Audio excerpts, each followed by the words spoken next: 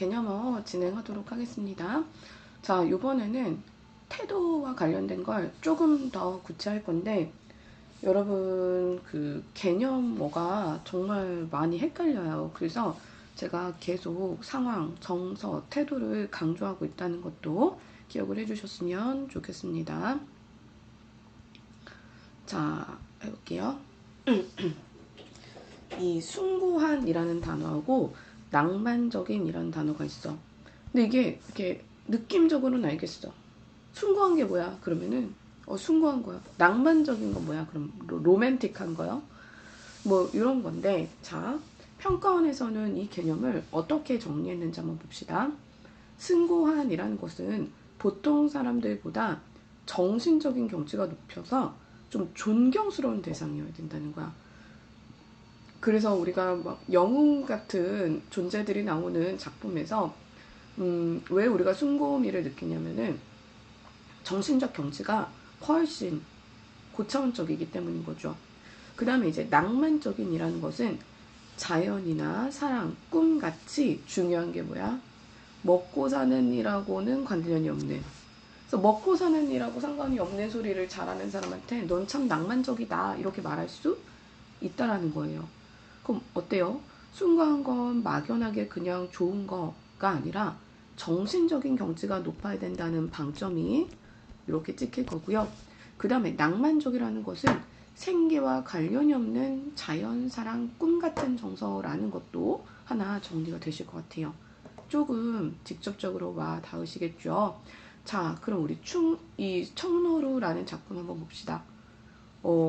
먼 산 청운사 낡은 기와집에 사는 자산에 봄는 녹으면 어쩌고 저쩌고 청노루 맑은 눈에 도는 구름이야.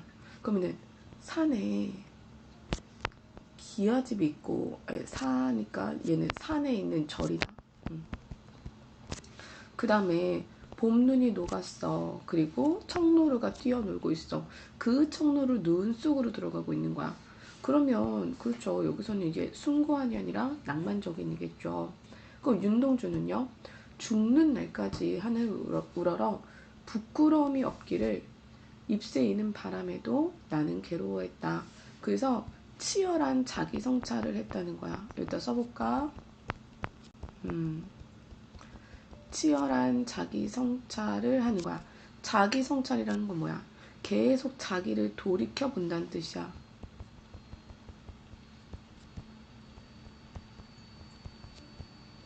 그래서 그 어떤 작은 유혹에도 흔들리지 않고자 했어. 별을 노래하는 마음으로 죽어가는 것까지 사랑하겠대. 그리고 주어진 길을 걸어간다. 오늘 밤에도 별이 바람에 스치운다. 그러면은 좀 문학을 아는 사람들은 윤동주야말로 숭고한이죠. 그죠? 자, 그 다음 경건한 분위기와 목가적 분위기. 제가 요것도 시험에 이제 냈었는데, 경건하다는 거는 경건한 게 뭐야? 그러면 또 뭔가 엄숙한 거? 뭐 이렇게 가지. 자, 공경하는 마음으로 깊이 삼가고 좀 절제한다는 거야. 삼간다는 거는 조심한다는 뜻이야. 그래서 삼가고 조심하는 그런 분위기. 그 다음에 목가적이라는 거는 요 목가가 이 전원적인 거예요. 그래서 전원에서 한가롭게 부르는 노래, 한가로움 연결이 돼야 되겠죠. 김현승의 기도. 벌써 제목에서 기도하고 있으니까 경건한 분위기일 것 같은데 한번 보세요. 기도하게 하소서, 나를 채우소서, 그 다음에 사랑하게 하소서, 택하게 하소서, 시간을 가꾸게 하소서. 그래서 어떤 신적인 존재에게 자신의 마음을 이렇게 조심스럽게 고백하는, 부탁하는 그런 느낌이라는 거. 정훈의 멀리네요. 깊은 산 허리에 자그마한 집을 짓자. 그리고 이런 거 저런 것도 심자. 그리고 바라보자. 그래서 이거는 전원적인 느낌인 거죠. 그죠? 그러니까 얘는 목가적이다. 이렇게 볼 수가 있는 거고요. 자, 환상적, 구도적 나왔어요. 환상적이다, 구도적이다. 자, 요것도 꼭 알아놓으셔야 되는데, 환상적이라는 것은 현실적이지 않고 헛된 것을 생각하게 하는 분위기. 그래서 환상은 현실의 여집합이 되는 거야. 현실의 여집합. 그래서 그러니까 약간 현실적이지 않은 현실 세계에서 벗어난 듯한 현실 세계의 모습이라든지 아니면 현상이 아닌 이라는 정도의 뜻이야.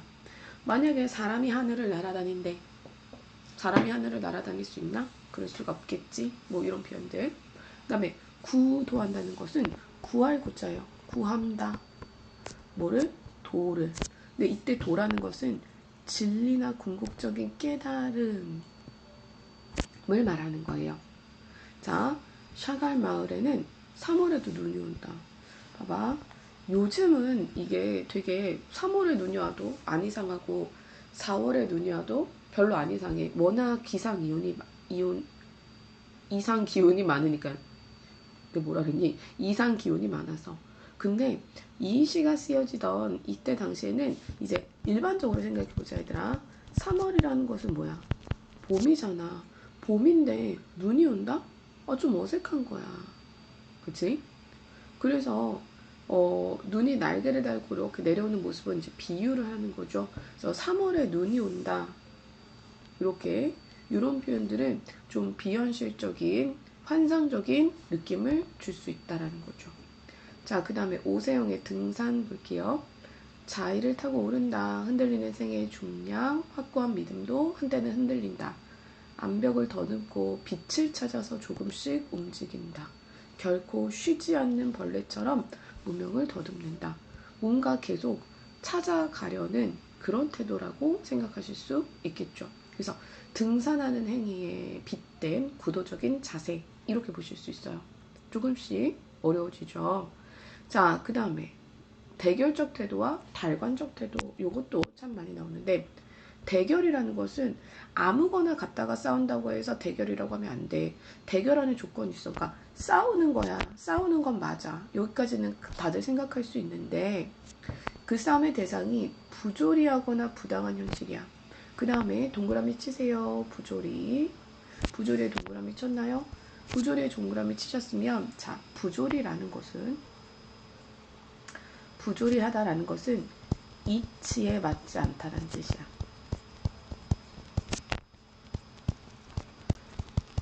그럼 너무 추상적이지? 선생님이 항상 추상적으로 놓고 넘어가면 안 된다고 했어.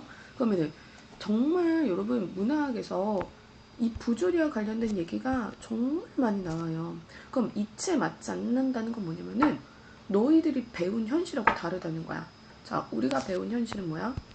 성실하고 열심히 뭐하면 노력하다 보면은 어떻게 된대? 성공한대. 잘 살 수 있대. 이렇게 배웠어. 이게 이론이야. 그치? 근데 여러분 아시잖아요. 현실이 그렇습니까?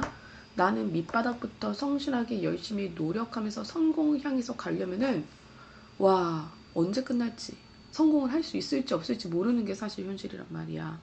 근데 누군가는 부모가 물려준 아니면 우연치 않게 얻은 그런 돈이나 기회나 뭐 이런 것들로 인해서 노력 없이 성공하는 사람들, 노력 없이 잘 사는 사람들도 본다는 거예요. 그죠? 그렇기 때문에 자, 이 이론이 현실 세계에서는 맞지 않는 모습으로 나타날 수 있어. 이게 부조리한 현실이야. 조금 더 구체적인 예를 들어볼게. 부모에게 물려받은 재산을 이용해서 경제적으로 넉넉하게 사는 사람이 그냥 잘 먹고 잘 살기만 하면 되는데 횡포를 부리거나 아니면 권력을 누리는 이런 모습은 부조리한 거예요. 또 보세요. 성실한 노동자가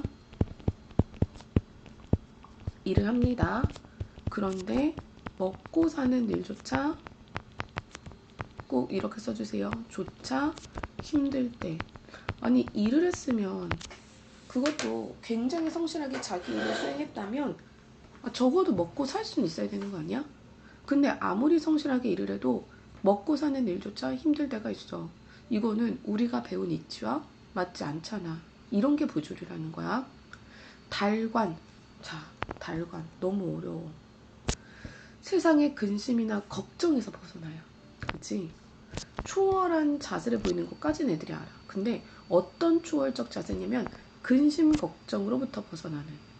그러니까 충분히 근심 걱정을 할 수 있는 상황인데 근심 걱정을 하지 않는 모습이라는 거죠. 됐어요? 자, 그럼 여기서 보세요. 이 낙타의 모습을 보세요.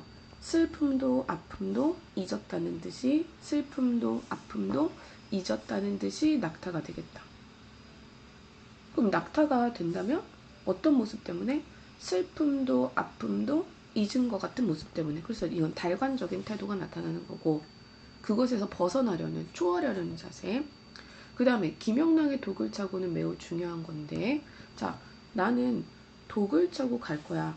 왜 독을 차고 가냐면은 여기에 무서운 표현이 있어. 내 산채 짐승의 밥이 되어 찌키우고 할키우랴 내 맡긴 신세임을 그랬어. 우리 김영락 위에다가 1930년대라고 한번 써볼까요? 일제강점기예요. 그죠? 일제강점기이기 때문에 이때 이 이리승냥이라든지 짐승의 밥 같은 이런 무시무시한 어휘들은 일제의 포갑을 말하는 거예요. 그럼 나는 이 일제의 포갑에 대해서 독을 차고 독기 독한 마음을 먹고 가겠대. 절대로 지지 않겠다라는 뜻이 되는 거죠. 그러니까 얘는 뭐겠어요? 대결적인 의지적 태도를 나타내고 있는 거예요. 그러니까 이 땅에 살고 있는 우리 민족이 조선의 어떤 주권을 행사할 수 있어야 되는데 그게 이치잖아. 근데 웬 침입자들이 우리를 지배하고 있는 거야. 이거는 이치 맞지 않기 때문에 그렇죠. 대결적이고 부조리한 현실이라고 볼 수가 있는 거예요. 자, 그 다음 동경의 태도 한번 볼게요. 동경한다라는 것은 어떤 것을 간절히 그리워하여 그것만 생각하는 태도래요. 그러니까 우리가 좋아하는 것보다 조금 더 고차원적인 거겠지. 나는 그것만 생각해요. 나는 그것만 바라요. 비판적 태도라는 것은 강한 부정적 태도인데 무엇에 대해서 또 나오죠. 부조리한 세계나 불의한 존재에 대해서. 자, 너와 나는 꿈 많은 소년이었다. 우리는 꿈이 많았어. 제비 같은 이야기는 바다로만 건너갔고 가벼운 날개 밑에 멀리 수평선이 층계처럼 났더라. 오늘 얼음처럼 싸늘한 노을이 뜨는 바다의 언덕을 오르는 두 놈의 봉해진 입술에는 바다 건너 이야기가 없고. 그러면 얘네들은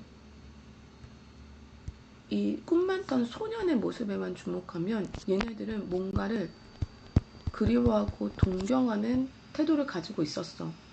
근데 이 동경하는 태도를 가지고 있던 게 유지가 되기 힘든 현실인 거지. 요거는 그 동경을 유지하기 힘든 현실을 보여주는 거야.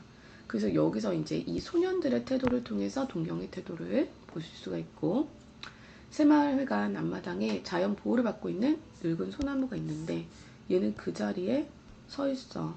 그치? 송진마저 말라버린 몸통을 보면 뿌리가 아플 때도 있는데 고통을 당하고 있네. 그 너의 고달픈 짐작도 못하는 회원들은 인간을 말하는 거야. 인간은 어떻게 하고 있어? 나무에다가 시멘트로 밑둥을 쌓아 바르고 되게 인위적이죠. 주사까지 놓으면서 그냥 서 있으라고 하는 거야. 그래서 인간의 자연에 대한 횡포를 느낄 수 있으니까 얘는 당연히 뭐겠어? 비판적 태도가 되는 거야. 자, 그 다음에 오늘 여기까지 볼까요? 네, 여기는 또 이 단어들이 어려워서 다음 시간으로 넘길게요. 자, 그럼 오늘 뭐 했는지 한 번만 정리해볼게요. 자, 숭고한과 낭만적인. 숭고하다는 것은 정신적 경지가 높은 거고, 낭만적이라는 것은 먹고 사는 문제하고 동떨어진.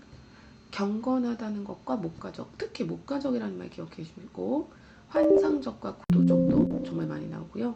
그 다음에 대결적, 이런 거 왜 생기는 걸까요, 자꾸. 대결적, 달관적이라는 말도 기억해 주셔야 돼요. 자, 그리고 동경과 비판, 이런 것들. 그래서 좀 아쉬워요. 왜냐하면 이 태도에 대한 설명을 하나씩 밖에 못하고 있기 때문에 좀 아쉽지만, 일단 여러분한테 개념 어휘들을 정확하게 소개하는 게 목적이기 때문에 여기까지 보도록 하겠습니다.